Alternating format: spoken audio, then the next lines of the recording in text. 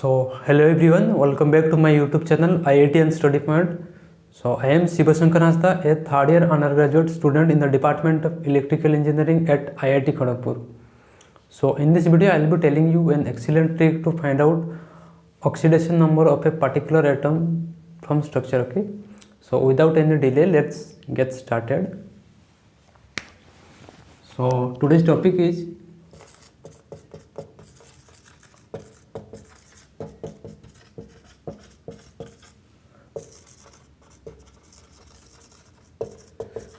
oxidation number calculation from structure. Right?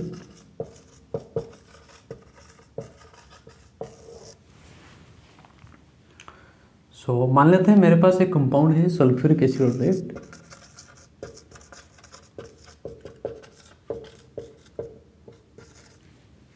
और sulphuric acid का जो केमिकल फार्मूला है वो H2SO4 है. ओके.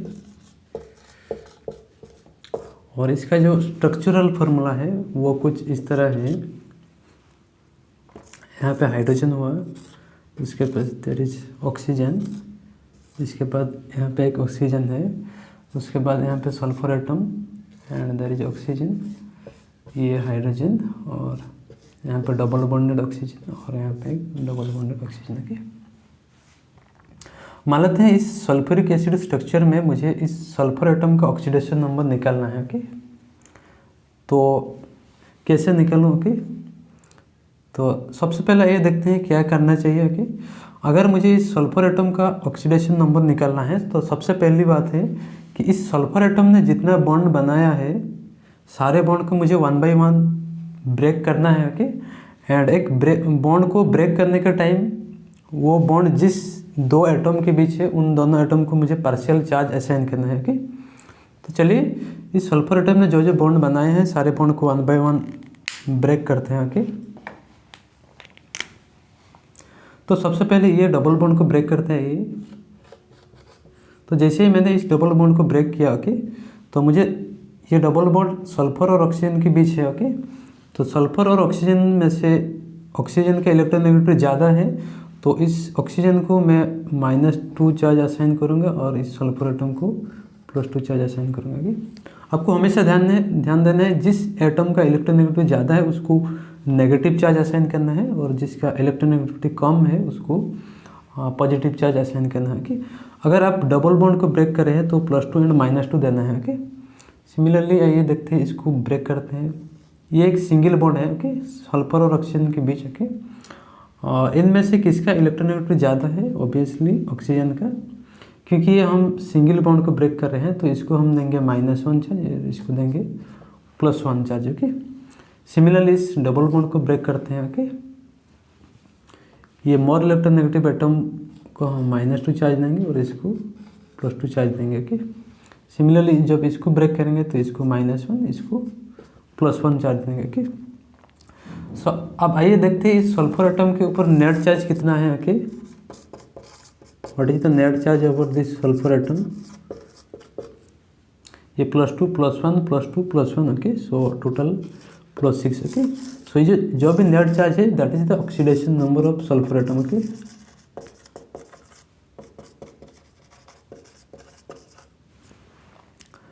तो इसी तरह हम किसी भी एटम का ऑक्सीडेशन नंबर निकाल सकते हैं. ओके. सिमिलरली ये देखते हैं इस ऑक्सीजन एटम का ऑक्सीडेशन नंबर निकालते हैं. ओके. तो इस ऑक्सीजन एटम का ऑक्सीडेशन नंबर निकालने के लिए सबसे पहले क्या करना पड़ेगा?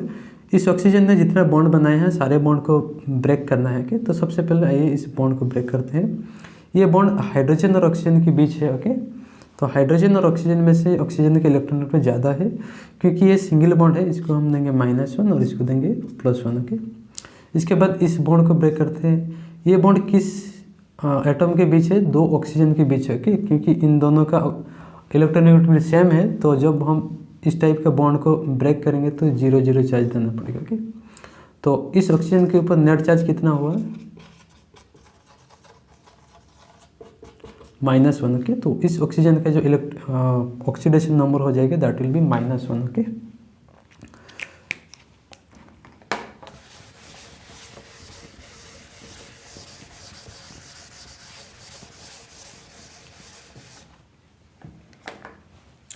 और एक एग्जांपल देखते हैं। ओके, मान लेते हैं मेरे पास एक कंपाउंड है विच इज लाइक दिस,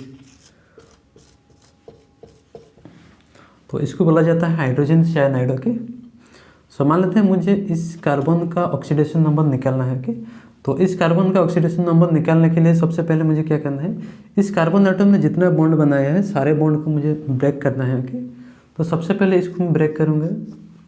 तो ये बॉन्ड किस किस के बीच है, हाइड्रोजन और कार्बन के बीच है, और इनमें से किसका इलेक्ट्रॉनिक ज़्यादा है, कार्बन का ज़्यादा है, तो इसको मैं -1 चार्ज दूंगा और इसको +1 दूंगा। ओके, इसके बाद ये ट्रिपल बॉन्ड को ब्रेक करना है। ओके, ये ट्रिपल बॉन्ड एक कार्बन और नाइट्रोजन के बीच है। ओके, कार्बन और नाइट्रोजन में से किसका इलेक्ट्रॉनिक ज़्यादा है, नाइट्रोजन का इलेक्ट्रॉनिक ज़्यादा है। ओके, तो क्योंकि ये ट्रिपल बॉन्ड है तो इसको मैं -3 दूंगा और इसको +3 दूंगा। ओके, तो अब कार्बन के ऊपर नेट चार्ज कितना हुआ, इट इज़ +3 -1, तो कितना हुआ +2। ओके, तो ये जो +2 है वो कार्बन का ऑक्सीडेशन नंबर है हाइड्रोजन साइनाइड में। ओके, तो इस टाइप से हमें क्या करना है, जिस एटम का ऑक्सीडेशन नंबर निकालना है उस एटम ने जितना बॉन्ड बनाया है सारे बॉन्ड को 1 बाय 1 तोड़ना है, और बॉन्ड को ब्रेक करते हुए हमें क्या करना है, वो पर्टिकुलर बॉन्ड जिस दो एटम के बीच है उन दोनों एटम को हम पार्शियल चार्ज असाइन करेंगे। हमेशा याद ये रखना है कि जिस एटम का इलेक्ट्रॉनिक ज़्यादा है उसको हमेशा नेगेटिव चार्ज देंगे, और जिसका इलेक्ट्रॉनिक कम है उसको पॉजिटिव चार्ज देंगे। ओके, अगर हम सिंगल बॉन्ड को ब्रेक कर रहे हैं तो +1 -1 देना है, डबल बॉन्ड को ब्रेक कर रहे हैं तो +2 -2 देना है, अगर ट्रिपल बॉन्ड को ब्रेक कर रहे हैं तो +3 एंड -3 देना है। ओके, और एक बात आपको ध्यान रखना है, अगर जो बॉन्ड है वो सिमिलर एटम के बीच है तो इस टाइप का बॉन्ड को ब्रेक करते हुए आपको चार्ज 0 देना है। ओके, चाहे वो बॉन्ड सिंगल बॉन्ड हो या फिर डबल बॉन्ड हो या फिर ट्रिपल बॉन्ड हो। ओके, इसको ब्रेक करते हुए आपको 0 चार्ज असाइन करना है। ओके, तो ये है रूल। तो इस रूल को यूज करके आप किसी भी पर्टिकुलर एटम का ऑक्सीडेशन नंबर किसी भी स्ट्रक्चर से आसानी से निकाल सकते हैं। Okay, so that's it, thank you.